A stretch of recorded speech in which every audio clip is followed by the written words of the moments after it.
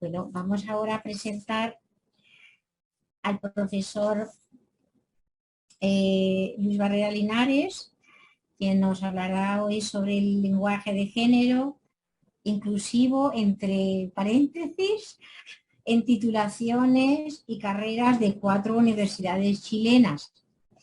El profesor Luis Barrera Linares, bueno, además de docente, es escritor, crítico, cronista de prensa y académico venezolano, hoy radicado en Chile, y esperamos que vuelva pronto. Es doctor en letras y magíster en lingüística, especialista en investigación lingüística y literaria, específicamente en las áreas de desarrollo del lenguaje, análisis del discurso, narratología y literatura venezolana. Fue profesor titular de la Universidad Simón Bolívar, además ha ejercido la docencia en la Universidad Católica Andrés Bello, la Universidad Pedagógica Experimental Libertador y la Universidad Central de Venezuela. Actualmente es profesor de Lingüística y Literatura en la Universidad Católica Silva Enríquez en Santiago de Chile. Ha ocupado el cargo de director general del CELAR, del Centro de Estudios Latinoamericanos Rómulo Gallegos, y fue miembro fundador de la Asociación Latinoamericana de Estudios del Discurso, ALEP, grupo del que fue su primer delegado regional por Venezuela. La profesora Adriana confirma. Muy bien, su columna periodística, La Duda Melódica, se mantuvo durante más de una década en distintos diarios del país y actualmente se publica en la web en formato digital. Fue gerente de ediciones de FEDUPEL y coordinador de la colección de autores venezolanos de Alfaguara de 2005 a 2011. Y en abril de 2005 fue elegido para ocupar el sillón D de la Academia Venezolana de la Lengua, institución de la que fue vicepresidente en 2 oportunidades, entre 2011 y 2015. Ha recibido distinciones y premios como el Premio Armas Alfonso, el Premio Nacional de Narrativa CONAR, el Premio Municipal de Investigación Literaria. Es autor de numerosos libros de narrativa publicado: El bar de la vida es más sabrosa, Deberes de un ciudadano, Pacto de caballeros, Cuento de humor, de locura y de suerte, Sobre héroes y tombos, entre otros. En el área de investigación y crítica literaria, pues ha publicado Del cuento y sus alrededores con Carlos Pacheco, y con Carlos Pacheco y Beatriz González, Nación y literatura, entre otros libros, ¿no? Y entre sus publicaciones lingüísticas, cabe mencionar Psicolingüística y desarrollo del español, volúmenes 1 y 2, con Lucía Fraca, textos que hemos utilizado nosotros en nuestros cursos de psicolingüística, en la maestría de lingüística. Bueno, profesor Barrera, bienvenido y tiene usted la palabra. Gracias, Consuelo. Quiero saber si me escuchan, verificar, porque mi tono de voz es bastante bajo. Y quiero saber por lo menos si Mercedes, que está tan lejos, me escucha. Okay. Bueno, muchas gracias, Consuelo. Realmente es un placer compartir este espacio con Adriana y con tanta gente querida virtualmente, que está en la virtualidad. Mucho tiempo sin verlos, muy contento de verlos y verlas, tendría que decir ahora, porque creo que hay damas y caballeros en el público. Para mí es un placer estar en este evento que festeja al mismo tiempo a la UCB y al Instituto de Filología Andrés Bello. Realmente creo que este tipo de espacios son muy necesarios en este momento en que las universidades venezolanas atraviesan por esa terrible crisis en que están sumidas prácticamente todas, por supuesto, una de ellas, la Universidad Central de Venezuela. Bien, este tema del cual quiero hablar es un tema, como decía Adriana, bastante controversial, polémico, complicado, difícil a veces, porque se piensa que desde la lingüística no se puede abordar sencillamente por el hecho de que se estaría insistiendo en la transgresión de las normas gramaticales del español, cosa que no es para nada cierta, por razones que se explicarán un poco más adelante.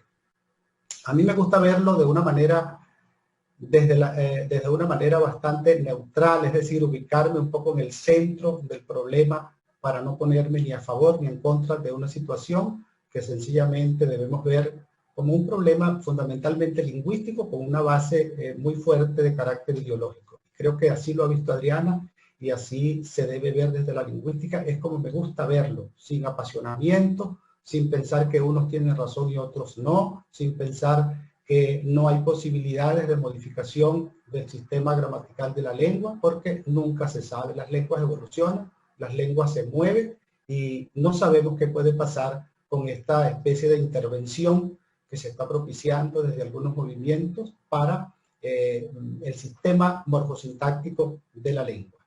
Aquí hay, en este caso, se presenta una situación. Lo que pasa es que no intento pasar a la siguiente y no pasa un segundo. Acá estamos. Aquí hay un problema que pareciera enfrentar a dos grupos distintos y en efecto ha venido siendo así desde hace mucho tiempo, desde los años finales de los 60, pero fundamentalmente esto se recrudece mucho a partir del año 2012 con un informe que ya mencionaba Adriana, elaborado por don Ignacio Bosque, relacionado con la posición que en ese momento asumía la RAE, la Real Academia de la Lengua Española, pero no solo la RAE, pues se ha convertido en un fenómeno que más bien reúne a una corporación de academias, que son 23, no solamente la RAE, sino toda diríamos, la Asociación de Academias de la Lengua Española tiene una posición muy particular, que se ha venido, sin embargo, voy a utilizar un término, no es el más adecuado, pero lo voy a utilizar, ablandando, desde el año 2012 a estas alturas, frente a otra posición distinta que no proviene de las academias, sino de algunas instituciones, de algunas ONGs, de algunas personalidades muy importantes y también a partir de la publicación de algunas especialistas en lingüística.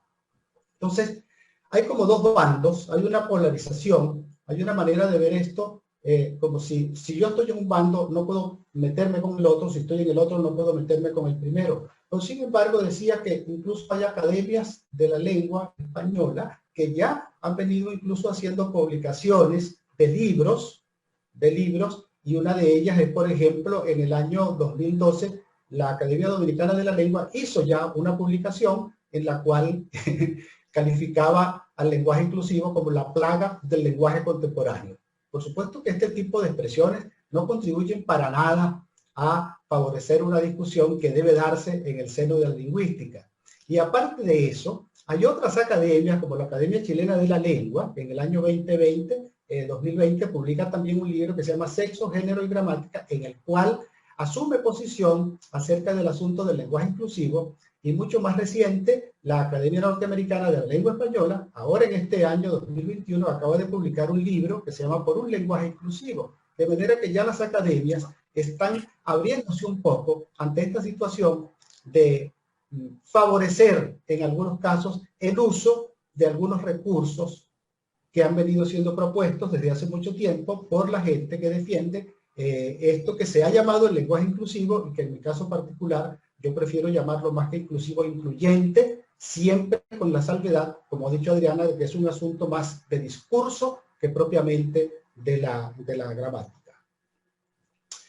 Yo voy a hablar de una situación muy particular que se ha venido dando en las universidades en general, pero para ello he tomado como ejemplo específico 4 universidades chilenas, porque me ha interesado saber qué está pasando en el interior, en lo interno de las universidades en relación, por ejemplo, con las titulaciones. ¿Sí? ¿Cómo están titulando las universidades latinoamericanas o iberoamericanas a la gente cuando es caballero o cuando es dama? Porque creo que es un problema que tiene que ver con esta situación del llamado lenguaje incluyente. Pero al mismo tiempo me ha preocupado también conocer qué tipo de discurso están utilizando las universidades cuando promocionan, por ejemplo, sus carreras a través de las páginas web. Así que están haciendo. Si están titulando de una manera, es decir, a las damas con título para damas, a los caballeros con título para los caballeros, es decir, abogada, abogado, médica, médico, etcétera. Pero al mismo tiempo me ha interesado también saber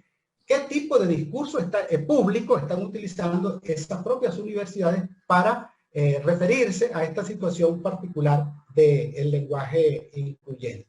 Entonces, lo primero que habría que hacer, aunque ya lo hizo Adriana de manera muy general, es definir un poco qué es lo que entendemos nosotros como lenguaje inclusivo, es decir, qué es lo que se entiende o incluyente, como quiera llamarse, ¿no? Entonces, el lenguaje inclusivo se refiere a un conjunto de expresiones verbales que, y esto es muy importante, independientemente de preceptos gramaticales, independientemente de eso, diferencian con claridad los referentes humanos masculinos, femeninos, y agrego un tercero que no se ha tomado mucho en cuenta hasta ahora en los estudios del lenguaje inclusivo, que es el de los no binarios, o las personas que tienen género social fluido.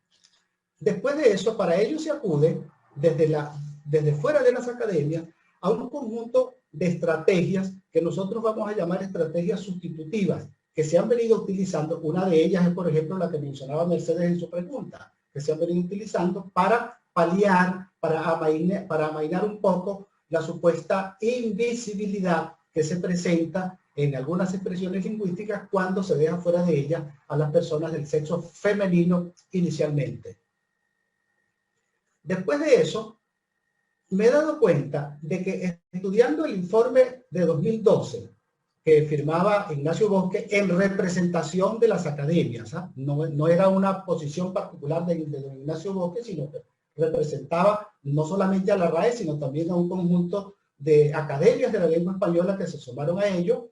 Y luego aparece otro nuevo informe en el año 2020 a raíz de la solicitud de una ministra del gobierno español para que se estudiara la Constitución española y el modo como supuestamente la Constitución española incurría en algunas faltas, en algunas fallas relacionadas con el lenguaje inclusivo. Entonces me he dado cuenta de lo siguiente: a pesar de la supuesta rigidez que se ha mostrado aparentemente desde la Asociación de Academias de la Lengua Española, sin embargo se ha venido cediendo espacio en algunos casos para que las personas utilicen, por ejemplo, el desdoblamiento cuando es necesario desde el punto de vista contextual y cuando genera ambigüedad. Dentro de ese conjunto de ablandamientos, por ejemplo, ya sabemos todos desde hace muchísimos años que desde el propio diccionario de la lengua española aparecen ya la diferenciación para las profesiones, incluso para aquellas para las cuales no se tenía antes una denominación clara. Es decir, ya es obvio que aunque algunas médicas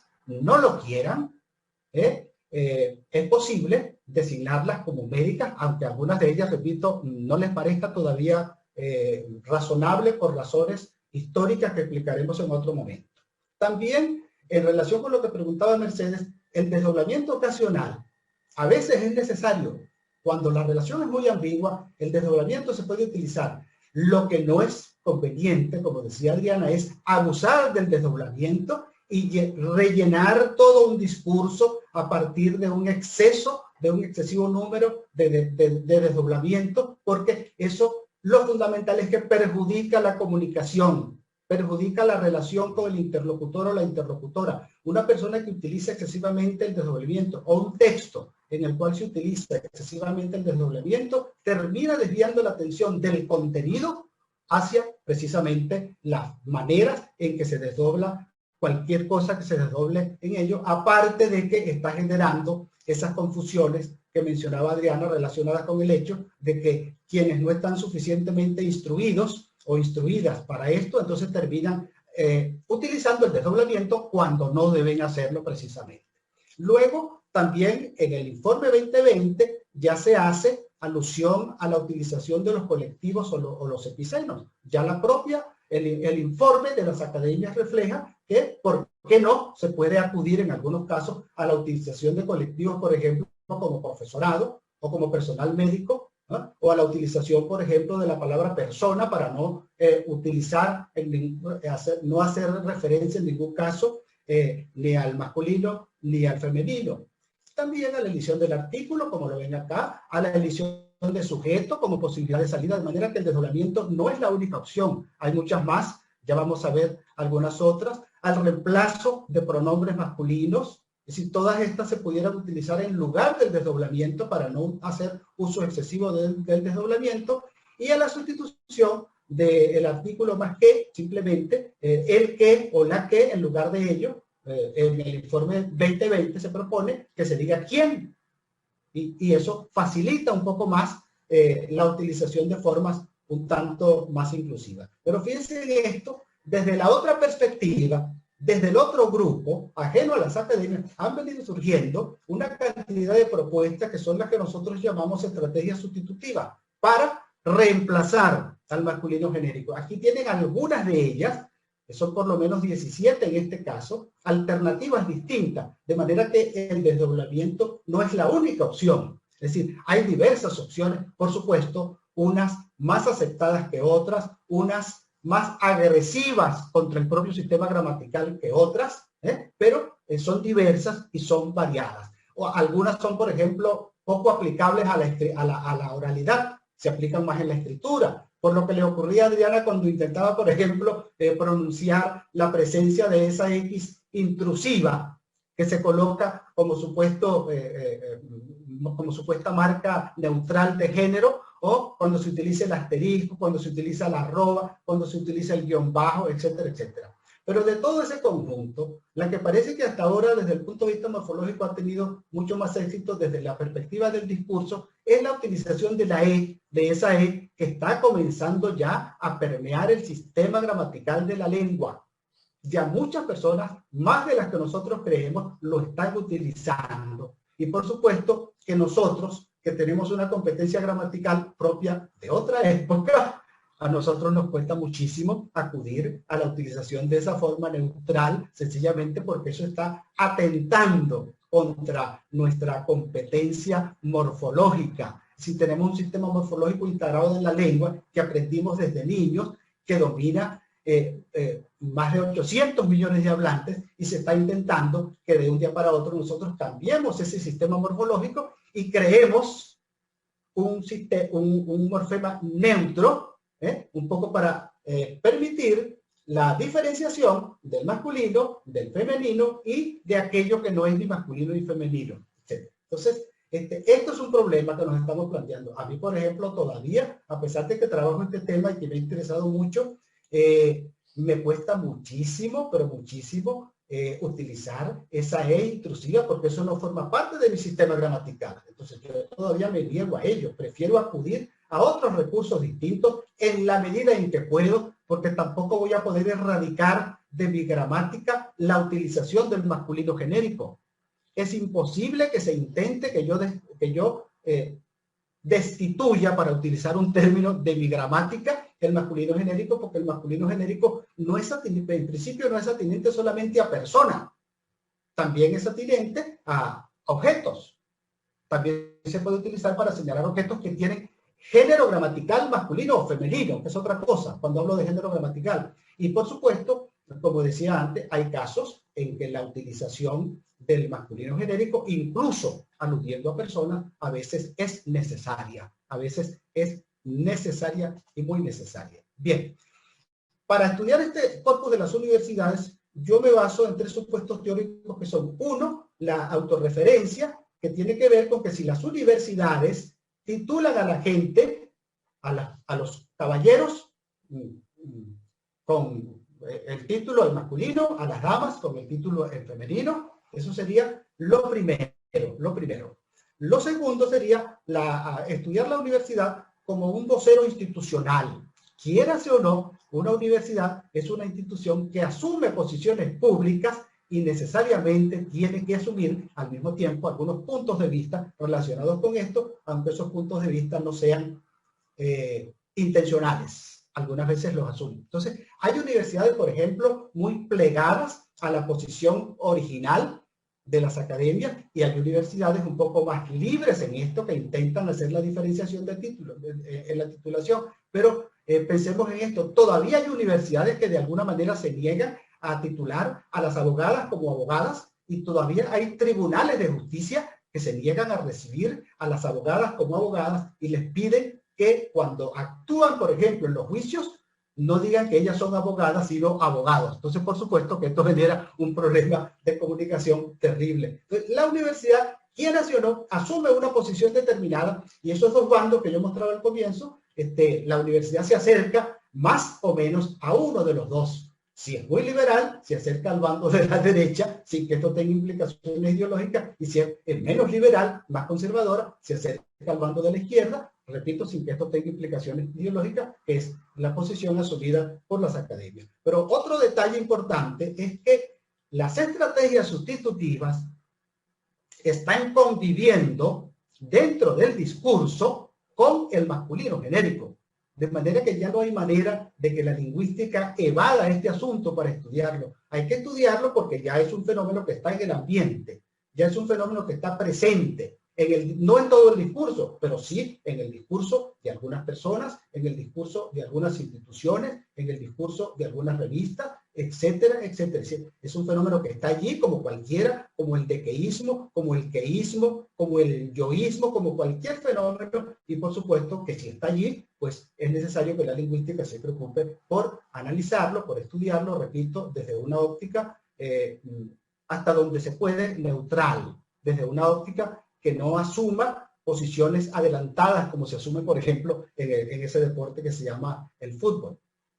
Entonces, ¿qué fue lo que hicimos? Tomamos las muestras de 4 universidades de acá de Chile para estudiar, primero, cómo titulan a la gente, y segundo, cómo hacen uso de estrategias sustitutivas o del masculino genérico en su discurso de la web, que es el discurso más público, el discurso a través del cual las personas pueden pedir acceso a esas instituciones. Entonces, más bien estamos haciendo un estudio de carácter cualitativo y separamos 2 categorías muy específicas. Una tiene que ver con las titulaciones y la otra tiene que ver con los sintagmas nominales que se utilizan en relación con el lenguaje incluyente o con el lenguaje inclusivo en las páginas web. Y dentro de esta segunda subcategoría, entonces estudiamos los sintagmas nominales que hacen alusión al masculino genérico y los sintagmas nominales que hacen alusión a otras estrategias sustitutivas distintas del masculino genérico. Bueno, ¿cuál fue la muestra? 4 universidades chilenas complejas, todas tienen más de 50 carreras, de manera que son universidades muy importantes en este país. Yo lo he hecho con la esperanza de que esto me sirva para estudiar universidades de otros países. Entonces lo estoy haciendo como un punto de partida con estas 4 que he escogido, que son universidades muy importantes acá en Chile, de acuerdo con el modo como las han ubicado los diferentes índices o escalafones de las universidades del mundo. De manera que estas estuvieron entre el 2019 y el 2020 entre las 4 principales universidades de este país. Casi todas están en la región metropolitana, como suele ocurrir en la mayoría de los países. Sin embargo, me ocurrió algo. Tuve que analizar los datos, sobre todo los de la página web, 2 veces, porque pensaba que entre una etapa y otra podía haber cambios en las instituciones. Entonces hice un estudio primero en el 2019, estudié todos los datos, y luego en el 2020 tuve que hacerlo de nuevo para ratificar si lo que se había encontrado en el 2019 era lo mismo que yo iba a encontrar en el año 2020. Bien, ¿qué estudiamos? Revisamos primero todos y cada uno de los títulos que otorga cada universidad. ¿Y cómo los otorga? Si dice, si es abogado, lo gradúo de abogado. Si es abogada, la gradúo de abogada. Si es médico, lo gradúo de médico. Si es médica, me refiero al título, por supuesto, o al grado que se le otorga a la persona. Luego, ubicamos en cada una de las páginas web de las instituciones cada una de las subcategorías de las que acabo de hablar. Y luego intenté buscar la correspondencia entre la titulación, si era diferencial o no era diferencial, y el discurso público de la propia universidad, para que eso me permitiera encontrar discrepancias o diferencias, y finalmente se me ocurrió analizar cuáles son los recursos que utiliza cada una de esas universidades cuando hace uso de estrategias sustitutivas del masculino genérico. Es decir, si lo hace a través de la barra, por ejemplo, si lo hace a través del paréntesis, si lo hace a través del desdoblamiento, si lo hace a través de cualquier recurso distinto que utilice de acuerdo con esas tablas que les acabo de mostrar anteriormente. Y lo último que hice fue comparar las 4 instituciones a ver qué pasaba, a ver qué ocurría con las 4, si realmente coincidían, si no coincidían, si discrepaban, si no discrepaban, ¿ya? Bien, esto solo lo voy a mostrar para que vean más o menos cómo hice la recolección de todos los datos. Esto es una tabla que pertenece a una de las universidades, no las voy a mostrar todas porque no tengo tiempo. Aquí, por ejemplo, se registra cómo titula esta universidad a las personas. Entonces, distingue perfectamente entre abogado y abogada. Incluso esta en particular tiene hasta un decreto publicado en el 2008 donde ya dictaminaba que en cada uno de los títulos de las personas que egresaran de esa universidad había que discriminar si la persona era hombre en masculino, si la persona era dama en femenino. Y luego hicimos entonces el estudio de la web, es decir, el discurso, los sintagmas nominales en los cuales se hace uso de la tarea sustitutiva. Entonces, esta segunda tabla que les estoy mostrando, más o menos recogía esos datos. Esto se hizo para cada una de las 4. Repito, solamente voy a mostrar una por razones de tiempo, porque me interesa más ver en este caso los resultados generales. Entonces, aquí tenemos, por ejemplo, un resumen de los resultados. ¿Qué pasa? Las 4 universidades, 2 eran universidades del Estado, son universidades del Estado públicas,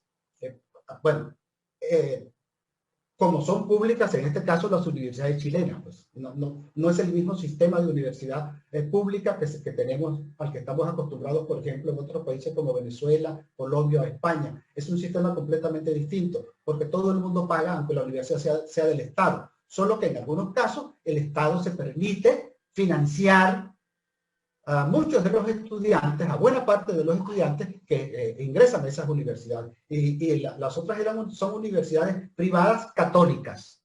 Es decir, y es muy importante esto, no solamente son privadas, sino que también son universidades de tendencia católica. Sí, por supuesto, aquí yo no las menciono, las 4, todo el mundo sabe cuáles son, todo el que conoce las universidades chilenas sabe cuáles son, pero por razones de licencias que tienen que ver con marcas, no me atrevo a mencionarla por cuanto no sería éticamente posible. Entonces, ¿qué encontré? Aquí tenemos, por ejemplo, en esta tabla. Aquí tienen lo que se llama el masculino genérico, por ejemplo, en esta primera universidad. Esta primera universidad titula al 98% de sus egresados con título diferencial, masculino o femenino. Ah, pero hay un 2% que no. Luego, la segunda es completamente todo lo contrario y es una universidad católica. La segunda titula al 93% hasta ese momento en masculino genérico. Es decir, damas y caballeros son abogados, médicos, ingenieros, bachilleres, etcétera, etcétera, etcétera. Todas, sean mujeres o sean hombres. Todavía existe eso, ¿no? Luego, en el 7% hace diferenciación en 2 carreras nada más. En 2 carreras. Que son, si no recuerdo mal, enfermero o enfermera, distingue entre enfermero y enfermera, y entre matrón y matrona, que son 2 profesiones muy cercanas. Eso es lo que hace. Pero luego viene la otra universidad del Estado, también del Estado chileno, que entonces hace más o menos lo mismo que hace la primera, pero fíjense que aquí aumenta el número de títulos en masculino genérico. De manera que no todas las personas que egresan de esta universidad en distintas carreras siempre se titulan, si son caballeros, en masculino, si son damas, en femenino. ¿Sí? La tercera universidad hace exactamente algo parecido a lo que hace la otra universidad católica. ¿Sí? Pero hay una diferencia. Eso lo hace en el discurso de la web, pero hay una diferencia. El 84%, ya esta que también es católica, tiene una posición distinta a la primera universidad católica, porque la primera es, si quisiéramos decir algo, está más cercana a la tendencia de las academias. Es decir, masculino genérico. La otra está más cercana a la posición, a la utilización de las estrategias sustitutivas. Es decir, utiliza estrategias sustitutivas en el caso de la titulación masculino, femenino. Y repito masculino, femenino, porque al final esto me va a permitir hacer una conclusión muy importante. Esto es lo que tiene que ver con los títulos, ¿no? Pero hay algo interesante en esta tercera universidad, ¿no? Que es la Universidad del Estado, laica, 2, es decir, en relación con la primera. Fíjense lo que pasa. Hay 7 títulos, hay un 22% o hay un 22.5% de títulos que no tiene, si bien hacen la diferenciación en la primera parte del título, no lo hacen en la segunda parte. Por ejemplo, ingeniero o ingeniera, pero el técnico no hace la diferenciación, de manera que eso es como un título híbrido. Entonces la mujer sale graduada de ingeniera técnico, para decir algo, ingeniera químico, ingeniera estadístico. Entonces, esto es parte de la confusión que está reinando en torno al uso de esto que se llama el lenguaje incluyente. Está afectando ya no solamente al discurso público, al discurso convencional, al discurso cotidiano, sino que incluso se está metiendo en el discurso académico. Porque es curioso que en esta universidad ocurra precisamente esto, siendo una universidad del Estado. Siendo una universidad del Estado. Bien, ¿qué pasa con los sintagmas, las subcategorías específicas y las subcategorías generales? Bueno, más o menos hay cierta correspondencia entre esta data que yo tengo acá en esta lámina y la data de la tabla anterior. ¿Sí? La universidad estatal, la universidad del Estado, la primera, en el 79% utiliza recursos que tienen que ver con el masculino genérico. Y en el 20% utiliza estrategias sustitutivas del masculino genérico. Pero vean qué curioso. Allá, en la anterior, la relación era inversa. Aquí titula el 98%, pero en este caso utiliza el masculino genérico en el discurso público en un 79.13%. Esto también es producto de lo que está pasando. Es decir, no solamente somos los hablantes comunes y corrientes quienes estamos totalmente confundidos o confundidas con este problema, sino incluso las propias instituciones. Porque aquí habría una contradicción si se ponen a ver. Si utiliza el 98% para titular, debería también en su discurso público hacer uso de estrategias sustitutivas con un porcentaje un poco más elevado que este, Y un elemento interesante de este proceso que estoy relatando es que una de las universidades, esta universidad, la Universidad Privada Católica 1, en este propio año de 2021, en el mes de julio, acaba de hacer un cambio radical en su propuesta.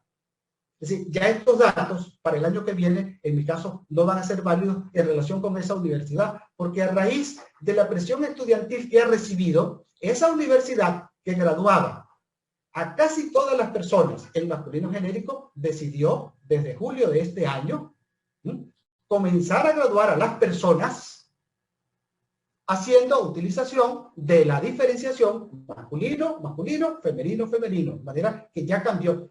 Por lo menos en el decreto, en la declaración. Todavía esta mañana revisé por si acaso la página web y aparece exactamente los mismos datos que yo compilé la última vez que ingresé en la página de esa universidad. Pero vean cómo la presión, en este caso la presión estudiantil, ha originado que una universidad cambie de tendencia y ahora haya decidido que las médicas son médicas en su título y los médicos son médicos en su título y que los abogados son abogados y las abogadas son abogadas. Hay un cambio allí. Eso significa que la presión social está incidiendo también en el modo como las universidades deben titular a las personas. Entonces, en los datos que yo resalto aquí, en este color azul, turquesa, no sé cómo llamarlo, calipso, le dicen acá en Chile, tiene que ver con los números más relevantes encontrados en los datos que yo procesé en las páginas web de estas instituciones. Un poco para ver, repito, si había correspondencia o no había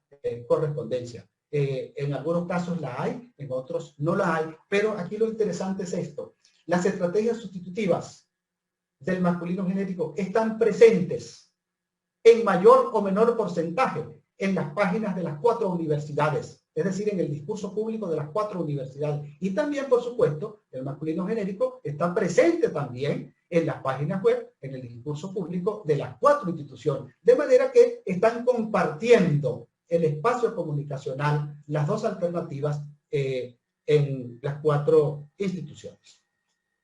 Bueno, ¿qué encontramos finalmente, un poco para resumir y para no hacer esto tan largo?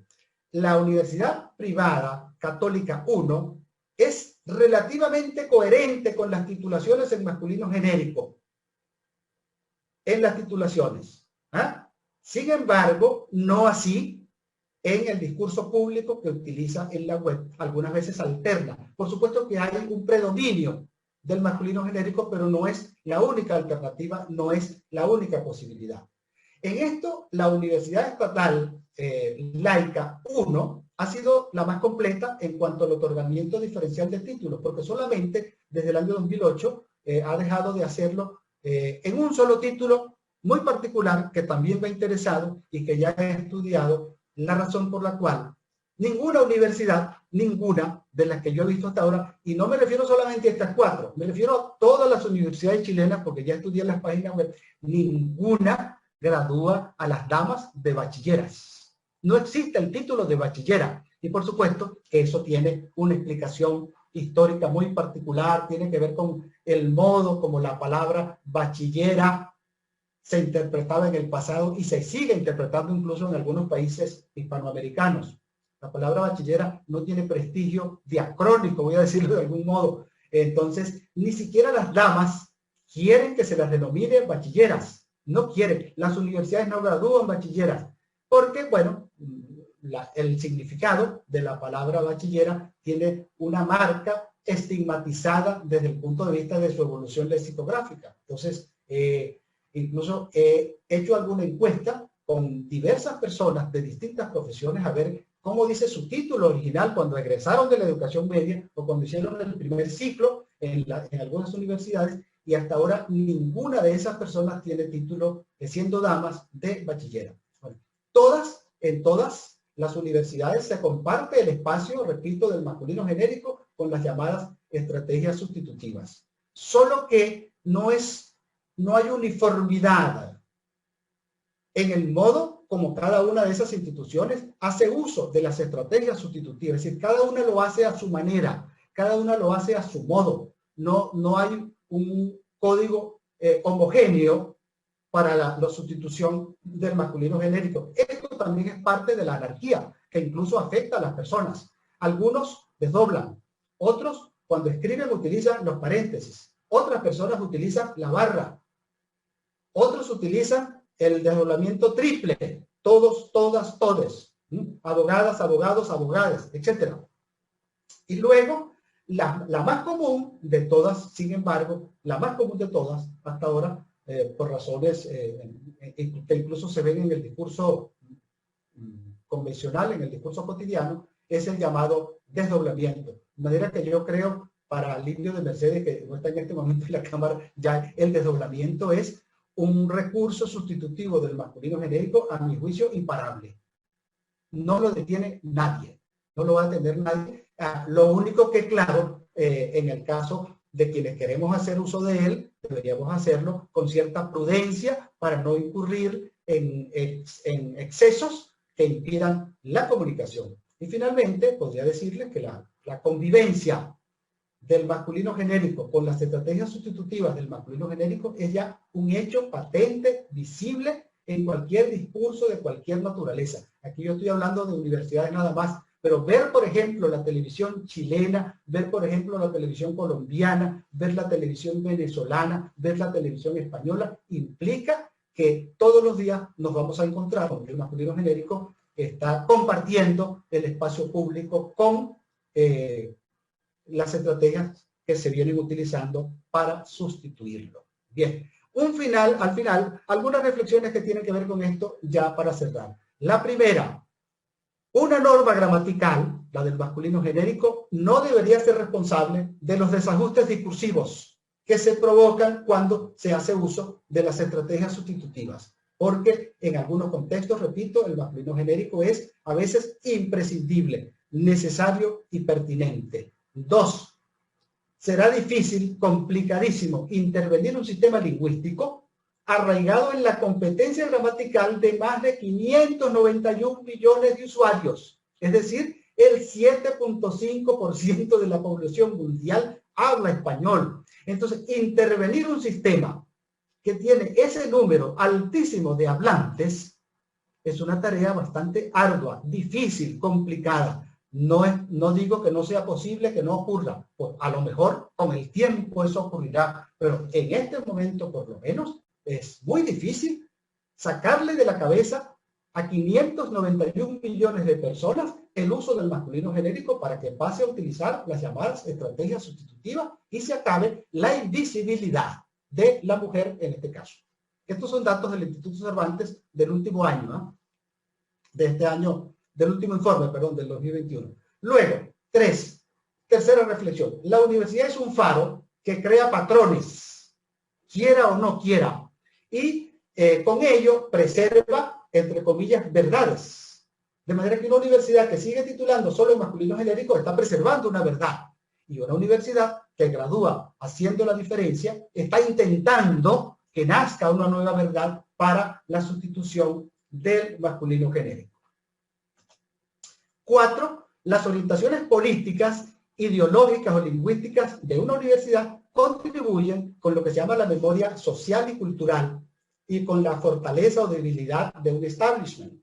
De manera que la universidad asume un punto de vista, digo declarativamente o no, porque algunas veces no es declarativo, pero eso genera también, eso tiene su repercusión en las personas que participan en eso que se llama en la comunidad universitaria y más allá de la comunidad universitaria. Y luego de imponerse la diferenciación sexual en las universidades, hombre abogado, mujer abogada, hombre médico, mujer médica, de pasar eso, de ocurrir eso, viene un tercer problema que no nos hemos planteado y que no se han planteado incluso las propias universidades que ya hacen la diferenciación. Las personas de sexo no binario. ¿Cómo las van a graduar? Es decir, ¿qué van a poner en su título?